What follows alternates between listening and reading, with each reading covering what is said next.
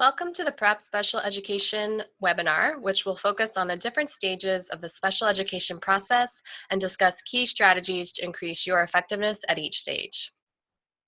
The purpose of this webinar is to provide support for parents who seek to connect their children to appropriate special education placements and services. We created several resource packets which provide helpful guides for each stage of the special education process. You can download them underneath the webinar video box on the prepparents.org/webinars webpage. And if you have any technical difficulties, please let us know.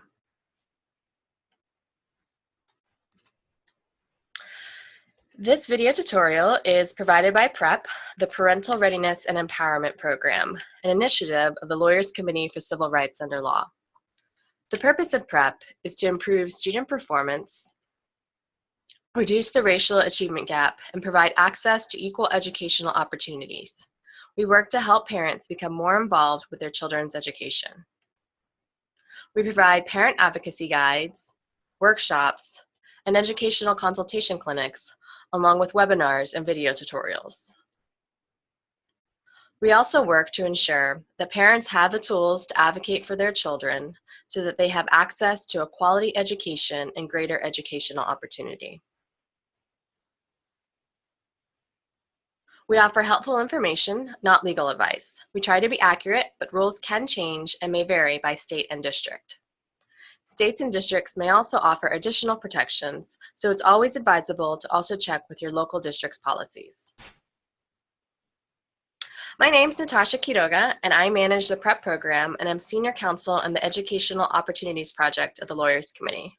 For almost 15 years, I've been involved in education and empowerment programs for families, including advising state departments of education on federal education laws.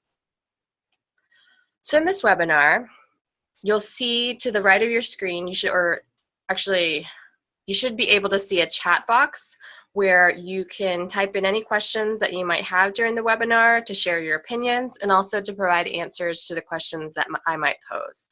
And if you have any technical difficulties while viewing the webinar, please let us know so we can work to resolve the issue.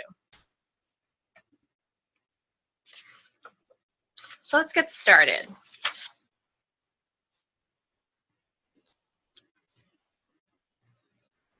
Throughout this webinar, we're going to discuss several different laws, parent rights, and concepts that are fully covered in our Special Education Part A video tutorial series, which consists of 4 different videos. If you haven't yet already viewed these videos, or you want to review them again after this webinar, they're on our YouTube channel at youtube.com/prepparents, and you can just search for the Special Education Part A videos. And they each cover 4 different topics. In Section 1, we provided an overview of the key education laws and concepts involved in special education. The 3 main laws are the Individuals with Disabilities in Education Act, or IDEA, Section 504 of the Rehabilitation Act of 1973, or Section 504 for short, and the Americans with Disabilities Act of 1990. As we explained in the video, IDEA and Section 504 are generally the most relevant statutes for parents of a child with a disability. IDEA provides specific procedural protections to ensure students with qualifying disabilities have access to a free, appropriate public education. Besides its specific procedural protections, it's also helpful to remember that the IDEA recognizes the categories of disabilities listed here. And we also learned that the IDEA establishes specific methods for parents to file complaints if there's a disagreement about a child's eligibility, educational placement, or related services. We also learned that the IDEA may not apply to your child because its definition of disability is more narrow than Section 504's. So a smaller number of students qualify for the IDEA's protections as compared to Section 504. For this and other reasons, Section 504 may sometimes be more appropriate to ensure that your child has access to educational programs. It'll depend on the situation. In the Section 2 video, we learned about the process by which your child may be placed in special education. we discussed the three main stages of the special ed placement process. The first, considering whether to make a referral for special education, then making the referral for a special education evaluation, and finally, the evaluation process for special education. In the Section 3 video, we provided an overview of a special education program once it is determined that a student is eligible for services under the IDEA. We discussed the basics of an Individualized Education Program, or IEP. An IEP is a legal document designed to provide the student with special education services needed to provide a free appropriate education, or FAPE. We discussed how the IEP must provide such services in the least restrictive environment, or LRE, which is the concept under IDEA that students should receive education services with their classmates who do not have disabilities as much as possible. This video concluded with how the IEP works and the timelines for reviewing and reevaluating the IEP. In the Section 4 video, we discussed the complaint process, since you as a parent can challenge a decision at any time during the special education process. Filing a complaint will allow you to try to resolve your concerns either through mediation, or if mediation does not work, a hearing before an impartial hearing officer. The school and district must follow strict timelines through this process, as detailed in the video. Today's webinar will emphasize many of the key rights, considerations, and stages discussed in the videos. However, we encourage you to watch the videos if you need more details about a particular stage.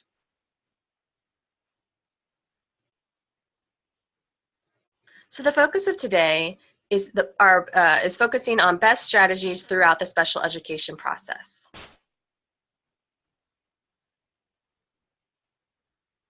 So let's start with sharing what we already know and feel through an agree or disagree exercise. So in the chat box, can you type whether you agree or disagree with this statement? Special education laws and processes are clear and it's easy to access the necessary services.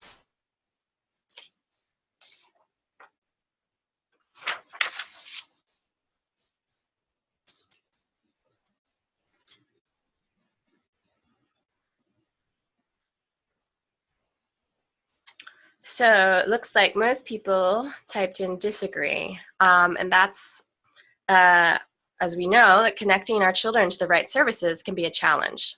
Sometimes it's hard to know exactly what your child needs based on their disability. Sometimes it's hard to know what the district should provide to help your child. Even if a parent knows what's best and what exists, a parent can sometimes struggle to make sure the school actually takes the actions necessary to provide this service. As parents encounter difficulties, it's always helpful to return to the key legal principle.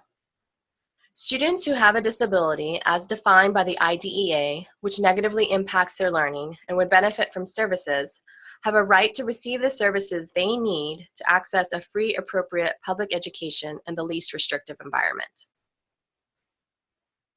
Based on this right, you should feel confident taking actions to make sure the school understands your child's disability and provides the right services and the right placement. To make sure these things happen, best strategies often involve you providing information and opinions about your child, asking questions, reminding the school of your legal right to request a particular placement, service, or outcome. As we'll discuss, these strategies can help at every stage of the special education process, which has the following main stages. Stage A, deciding whether to refer your child for special education. Stage B, referring your child for special education. Stage C, evaluation for special education services. Stage D, eligibility determination. Stage E, the IEP meeting. Stage F, providing services and measuring progress. And Stage G, review and reevaluation. For each stage, we've provided a resource packet with ideas on best practices, sample questions, and helpful information to strengthen your efforts. Some aspects of the special education process do not occur at one particular time, but are ongoing throughout the entire process. And we want to emphasize two in particular.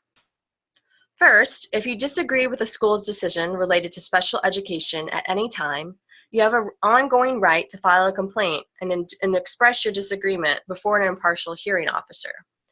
You can review Section 4 of the video tutorial series for details, but during this webinar, we'll also emphasize moments when you may consider a complaint. And second, it's important that throughout the process, you continue to build your understanding of your child's learning challenges and strengths. Knowing as much as you can about both will allow you to share information and ask questions of the school to make sure the school properly evaluates your child and properly designs the placement and services to meet your child's needs. Additionally, it's important to remember that the stages can repeat themselves. For example, during the stage of measuring progress, a parent may observe that the current services are not adequately addressing their child's needs, or that their child has shown new behaviors that interfere with the child's learning. The parent may want to request a reevaluation if the most recent evaluation does not fully address those needs or new behaviors. During a reevaluation, the timelines and processes of an evaluation would repeat, and the child and the IEP team would subsequently determine what changes should be made to the IEP based on any reevaluation. So just to get a sense on who's on the webinar, and if you're willing to share, can you please share with us in the chat box where you are in the special education process? You can type in A if you're considering whether to make the referral for evaluation for your child. B, your child is being evaluated, but you're not sure if she or he is eligible for special education services. C, your child is already eligible for special education services and has an IEP. Or D, other. So if you're an advocate or an educator, you can type in D.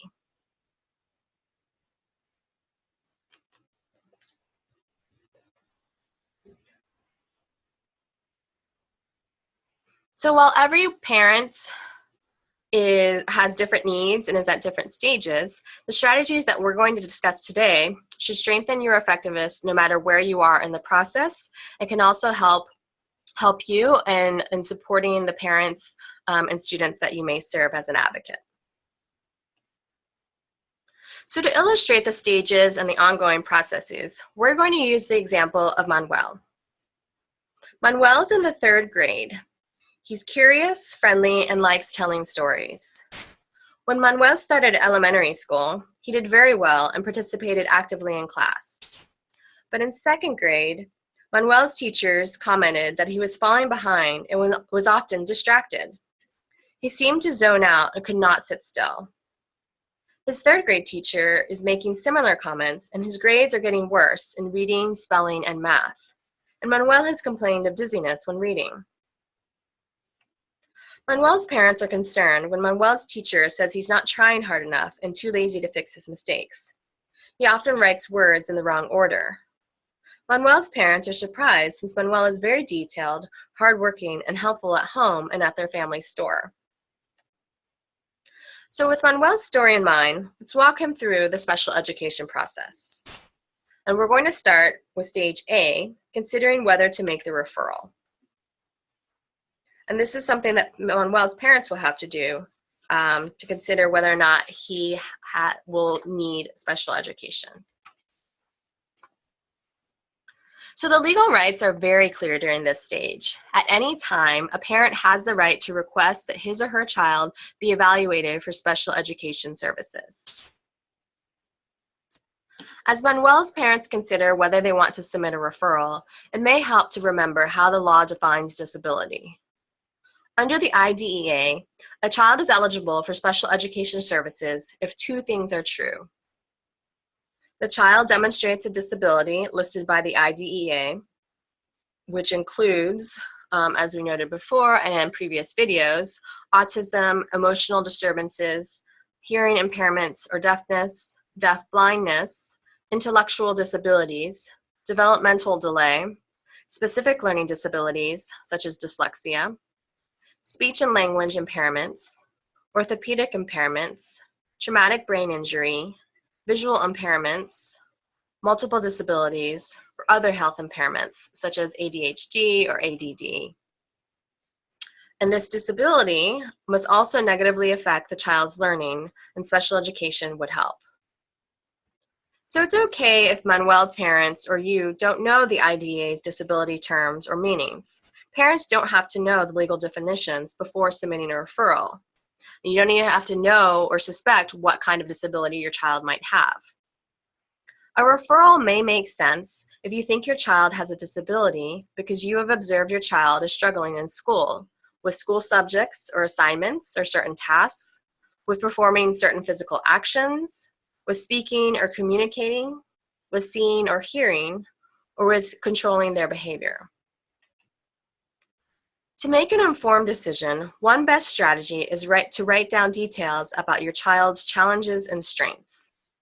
Reflecting on strengths is also important for determining whether the learning challenges could be helped by special education services. The Stage A resource packet provides a worksheet that can guide this reflection and provide sample questions. Manuel's parents may use the worksheet to write down the following details about his strengths and challenges. Reflecting and being an expert on your child's strengths and challenges is an ongoing process. Manuel's parents will need to continually track their own observations and also continually ask questions and gather information from others who know Manuel. So who could Manuel's parents talk to if they want to gather more information on Manuel's struggles and strengths? It's often helpful to ask questions and gather information from the following people: your child's teacher and other school staff, pediatrician and other medical staff, other parents who may also have children with similar challenges, and your child, especially your child. Your child can provide helpful information on how he or she is struggling and what she or he enjoys. The Stage A resource packet provides sample questions that you can ask these individuals to learn more about your child's challenges and strengths. And don't forget that parents also always have the right to request their child's school records, which we'll discuss more in a moment. So at any point, Manuel's parents may feel like they have enough information to do one of two things.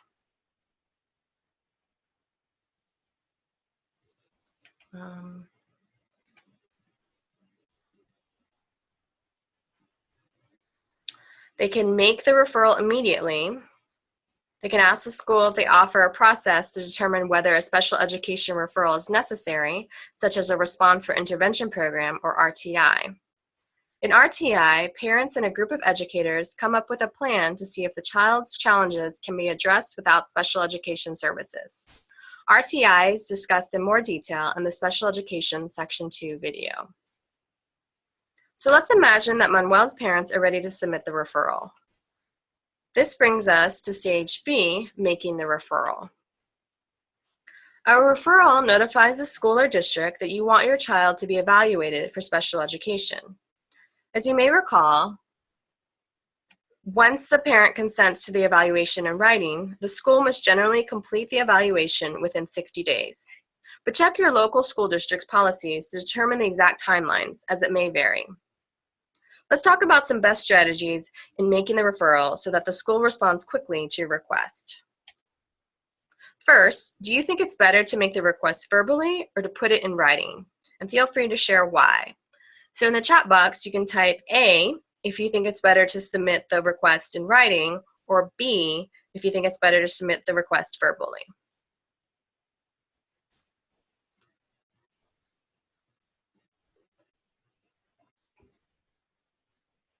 So yes, it's best to submit the request in writing by letter or email. And we provided a model letter to make the referral in the Stage B resource packet. You can change the letter to be specific for your child, or you can write your own letter. A checklist to make sure your letter is effective is also included. And the letter should include a clear request for the evaluation, include 1 to 2 sentences explaining your concerns. You should sign the letter and date the letter. Another best strategy is to make sure your contact information is up to date so the school can respond.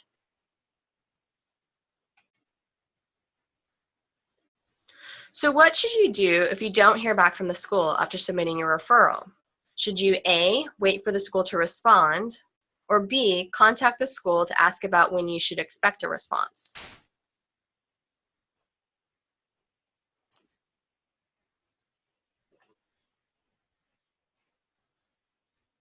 Our recommendation is to follow up with the school if you have not received a response from the school after 15 days. So the answer is B. Remember, the timeline for evaluation moves quickly. The school generally must evaluate your child within 60 days.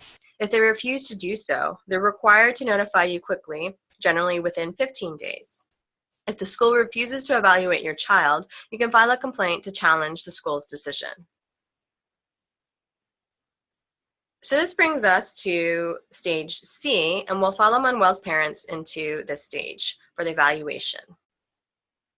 After the referral, the school has to test Manuel in many different ways to see exactly what his disability might be and how it affects his education. During this stage, the best practices once again involve asking questions and collecting information. Parents should feel confident asking the school and/or evaluator to provide more details about the process. Two key requests that a parent may want to make are for the school or evaluator to answer questions about how the evaluation will work. The school should describe its evaluation plan to you, but you may have more questions or want more details. For example, Manuel's parents may want to ask, what is the school's time frame for completing the evaluation? Is the time frame in calendar days or in school days? How will the evaluator use multiple methods to test for a disability? And what are these methods? Who is conducting the evaluation and what is their training? The Stage C resource packet includes sample questions you may want to ask during the evaluation process. The second key request is for the school or evaluator to provide you with the evaluation before the meeting. While the IDEA does not require that you receive the report before the eligibility meeting, the school must provide you with all existing records before an IEP meeting. So it's very likely that if you ask for the report before any meeting, the school or evaluator will send it to you. To help parents make this request, we provided a sample letter as part of the Stage C resource packet. As another best practice during this stage, parents should continue to ask more questions and learn more information to better understand their child's potential disability. Again, knowing your child's challenges and weaknesses can help to determine eligibility. The Stage C resource packet includes another copy of questions you can ask other individuals related to your child's strengths and weaknesses. Also, requesting that the school provide you with your child's school records can help you be better prepared for discussing your child's eligibility. So can you list any school records that could help Manuel's parents? Go ahead and type what types of school records in the chat box that would help Manuel's parents.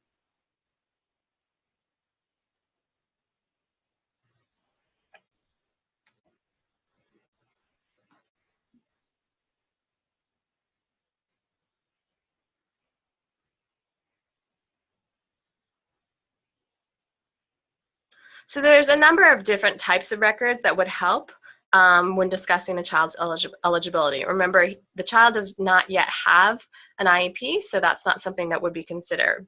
But the types of records that could be added or would be helpful include report cards and progress reports, standardized test scores, medical records that the school may have related to disability or ability to learn, any awards received by the child, any notes of disciplinary actions, any notes of your child's behavior or progress, or letters or notes to and from the school or teacher, special educators, evaluators, and administrators, and the student handbook and policies.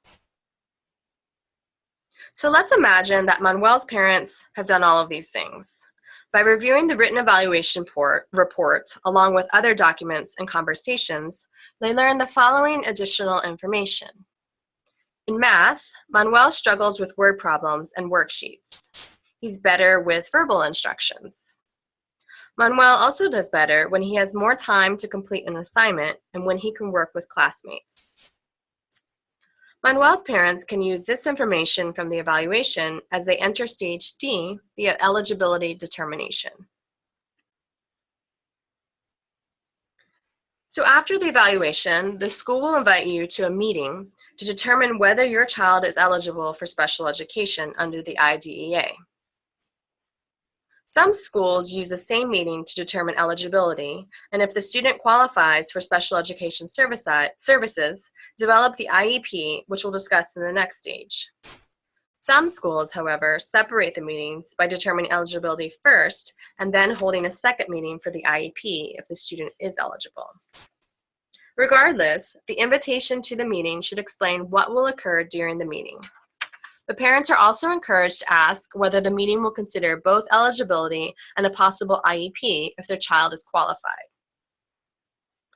The meeting to determine eligibility or to develop the IEP includes you as the child's parent and a group of professionals, usually the school's special education coordinator, the evaluator, and the child's teachers, along with a school administrator. As a child's parent, you have the right to bring other individuals to the meeting if they have knowledge or special expertise regarding your child.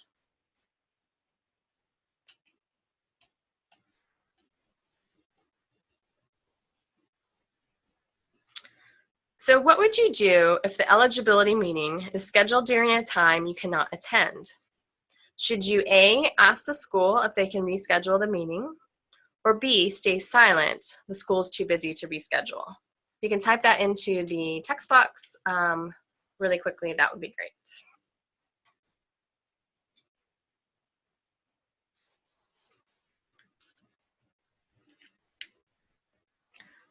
The correct answer here is A. Remember, schools must take reasonable steps to schedule for a time that you can attend. Ask the school if they can reschedule for a time that's better for your schedule. Or you can ask if you can participate by phone or conference call. Also, the school should provide you with any necessary language assistance or interpretation, and be sure to request this in advance if you need it.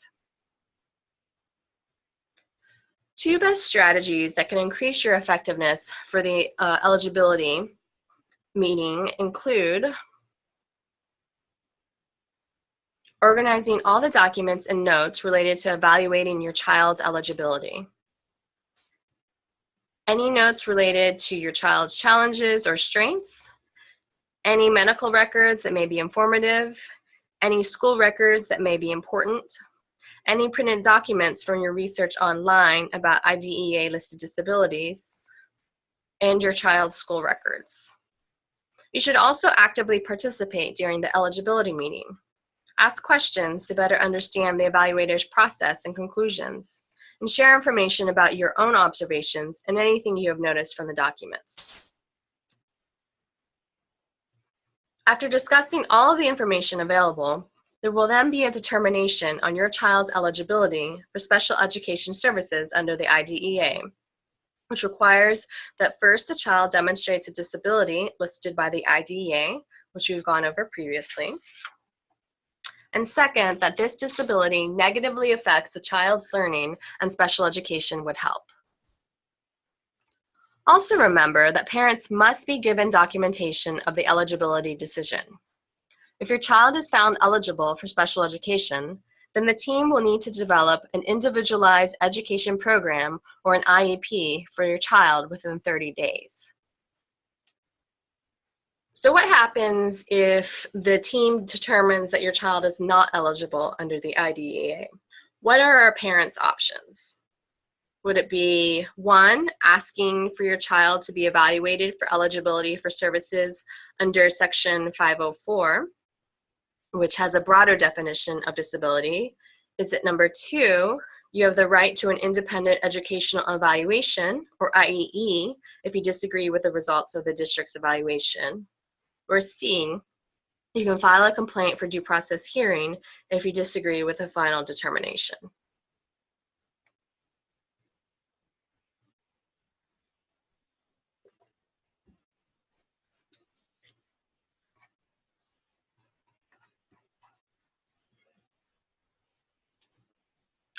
So this is a bit of a trick question.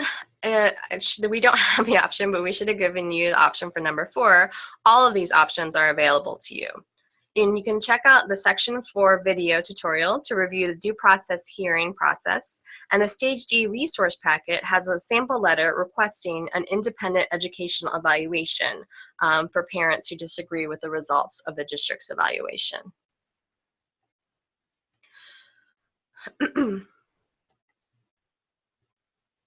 So let's return to the situation where Manuel is eligible and is now at Stage E, the IEP meeting.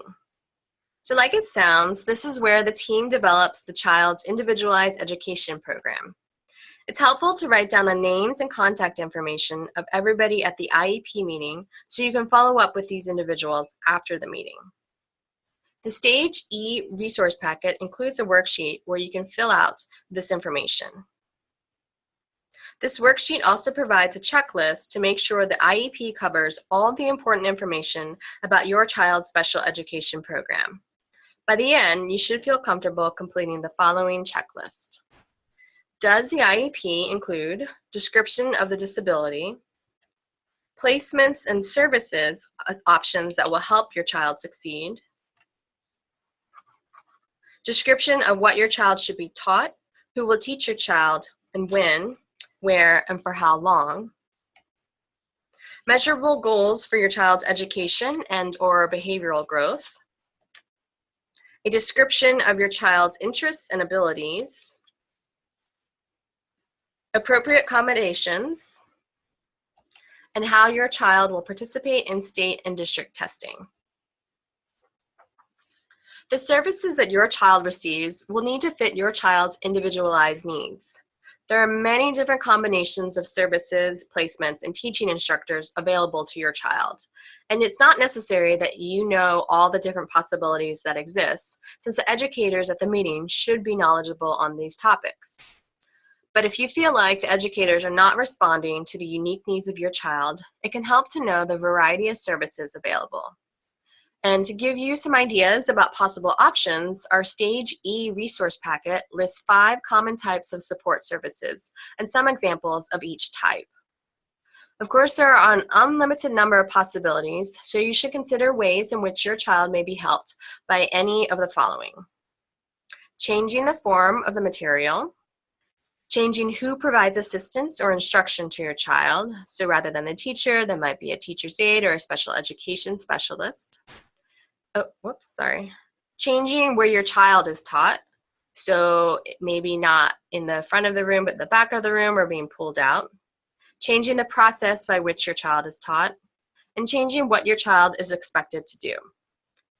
So let's go back to the example of Manuel.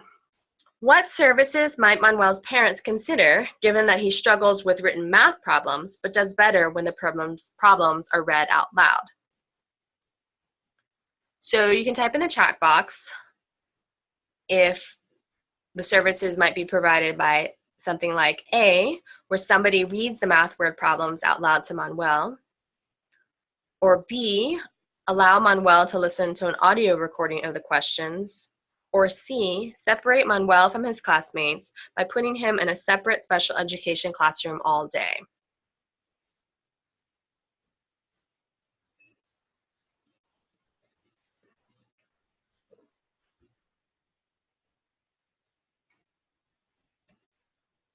So here, choice A provides a well-designed accommodation for Manuel's needs. Since he struggles with reading but can process spoken information, Manuel's IEP may say he can work with a classmate or a classroom aide to read through math problems. This way, Manuel can still learn and practice the same material and not fall behind in math while he develops his reading skills. Choice B also provides a well-designed accommodation by suggesting some assistive technology like audio recordings, which would help Manuel. But think about all the options and which is best for your child based on his or her strengths and challenges. Since Manuel likes working with classmates, maybe the first option is better for his strengths.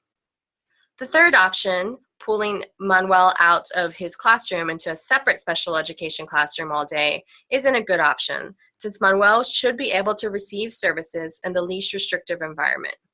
and his needs are not so severe that he must be separated from his classmates to receive services.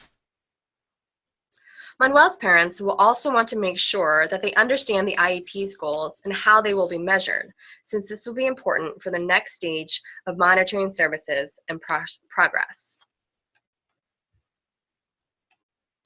Best strategies for the IEP meeting are similar to the eligibility meeting, even if the substance of the information discussed may change.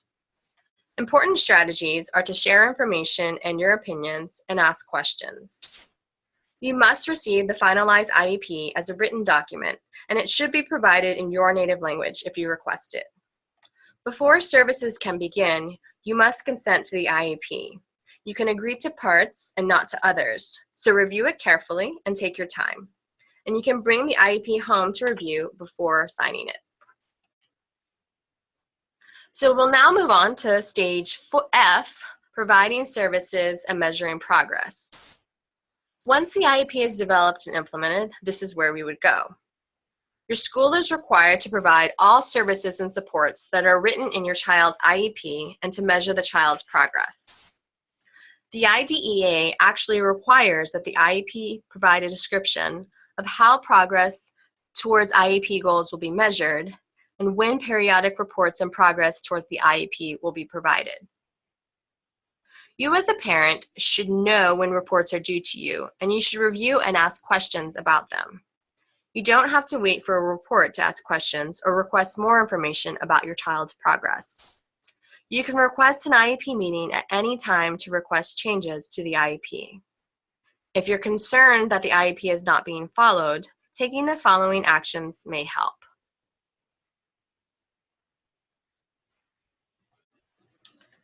Oops, sorry. You can know and understand what's written in your child's IEP. You should have received a copy of your child's IEP in a language that you can understand. If you can't find it, ask for another one. Read the IEP carefully, since the school is only required to provide services that are written into the IEP. At any time, you can request changing the IEP. You can request a meeting to change the IEP in writing, and in the letter, describe your concerns and the reasons you're requesting the meeting. We've provided a sample letter in the Stage F resource packet. So if the service is already in the IEP, you can simply ask the school to provide the service. But what if Manuel's parents are concerned that the new science teacher is not following the IEP's requirement that tests should not be timed? What should they try to do first? Should they A, speak with the science teacher to discuss this concern and remind the teacher of the requirement? Or B, do nothing? Or C, write a letter with their complaint to the school principal?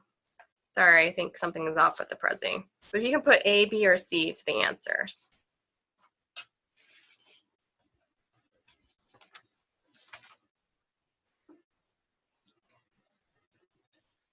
So the recommended strategy here is A, as the screen shows. Generally, if you're concerned one particular person is not following the IEP, it's best to speak first to that person. They may simply be unfamiliar with the IEP and it was a simple mistake. If that doesn't work, you should ask a special education coordinator to help resolve the issue.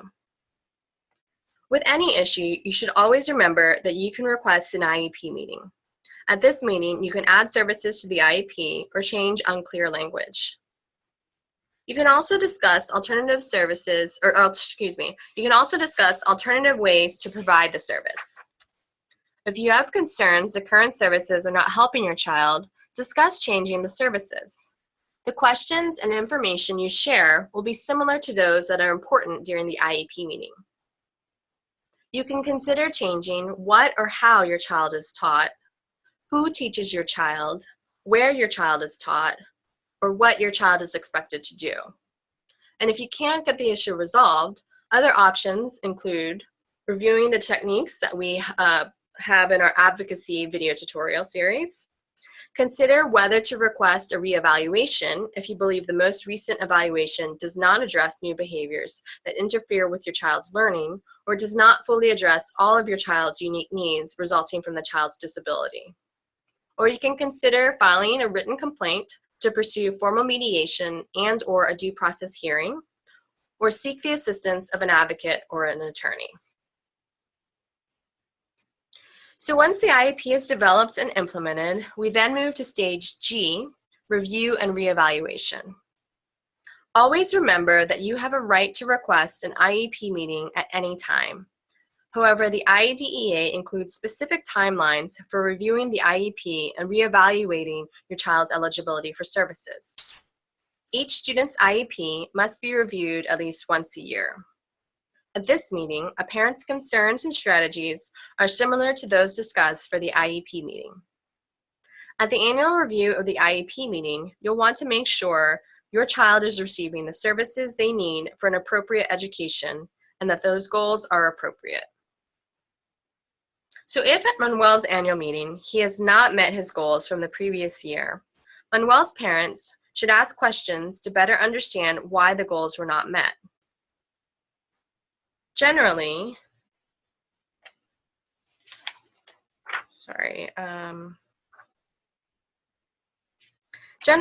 goals should be changed and updated at the annual review meeting since the child should have progressed over the last year.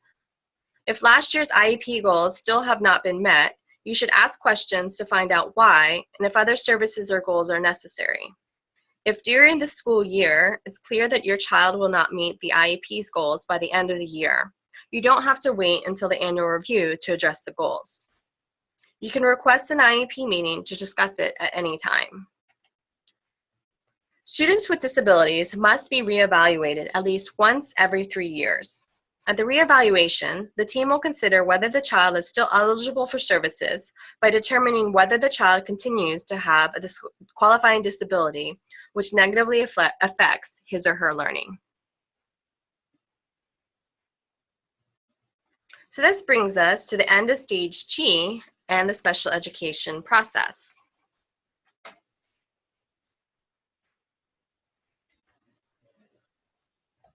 So, one last question for you guys. Which of the following are true throughout every stage of the process? Is it 1, it's a best strategy to ask questions and share information about your child? Well, let's start with this one.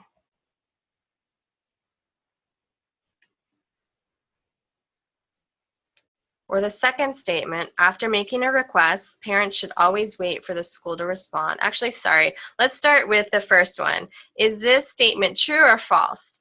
It is a best strategy to ask questions and share information about your child. True or false? Yes, that answer is true through every stage. Let's go to the second one. After making a request, parents should always wait for the school to respond.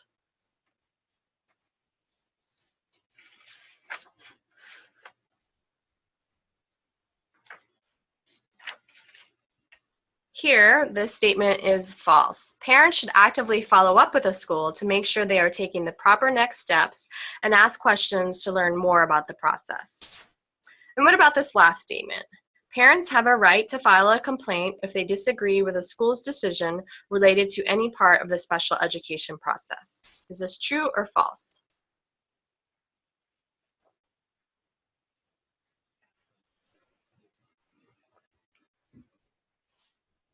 And the answer is true, and it's true through every stage. So we hope that today's webinar has strengthened your belief that you as a parent are more knowledgeable about how to connect your child to necessary special education services, that you play an important role in the special education process, and that you have the tools and ability to advocate for your child's needs. So if you have any questions right now, if you want to just go ahead and type them into the chat box. But in the meantime, we're so pleased that you were able to join us. You can check out our website where you will find more resources, information tailored to your state, and more information on how to ensure that your child gets the best education possible.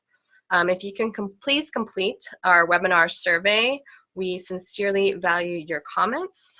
And We'll also send you a link, email you a link, and if you can stay tuned, our next webinar is scheduled for January 11th, 2017, which will focus on bullying and provide resources for parents and advocates on how to recognize bullying, what parents should do, and how parents in the community can become engaged.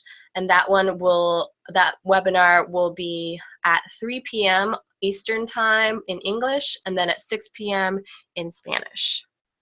So we'll leave the webinar open for a couple more minutes to see if there are any questions. But if not, thank you so much for joining us today, and we hope that you'll tune in on January 11th.